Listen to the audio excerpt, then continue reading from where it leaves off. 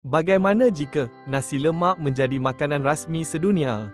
Bayangkan, satu hari nanti, seluruh dunia bersatu, bukan sebab politik, bukan sebab sukan, tapi sebab nasi lemak. Segmen 1, Sejarah Ringkas. Nasi lemak, warisan Malaysia, dimasak dengan santan, disaji dengan sambal pedas manis, ikan bilis, kacang goreng, telur, dan timun yang wajib ada. Dulu makanan kampung, sekarang ikon negara. Menurut cerita rakyat, nasi lemak tercipta secara tak sengaja. Seorang gadis bernama Seri tertumpahkan santan ke dalam nasi, dan ibunya, Mak Kuntum, bertanya apa yang dimasak. Seri jawab, nasi lemak. Maka lahirlah nama nasi lemak. Mungkin kisah dongeng, tapi tetap menarik. Segmen 2, Dunia Jatuh Cinta. Pelbagai influencer dari serata dunia, termasuk YouTuber, TikToker dan ramai lagi, datang ke Malaysia semata-mata untuk mencuba nasi lemak. Malah, ada yang membawa pulang resipi ini ke negara mereka untuk dijadikan perniagaan.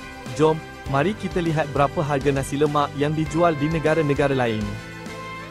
Di Hawaii, RM96.96. New York, RM37.46. Jepun, RM39.89. Paris, RM27.50. Australia, RM53.37. Harga dipamer adalah harga anggaran. Kini, pelbagai versi moden nasi lemak telah muncul. Ada nasi lemak burger dari McDonald's, pizza nasi lemak dari Pizza Hut, malah sushi nasi lemak pun ada, dan kek nasi lemak dari Australia. Dunia memang kreatif bila dah jatuh cinta. Bayangkan, satu hari nanti, Presiden Amerika Syarikat bersarapan pagi dengan nasi lemak, sambil berkata, "This sambal, it's spicy but I like it."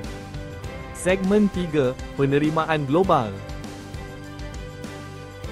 Semakin nasi lemak diterima di peringkat global, ia mula muncul dalam pelbagai majlis rasmi, termasuk sebagai menu tengah hari dalam Mesyuarat Pertubuhan Bangsa-Bangsa Bersatu.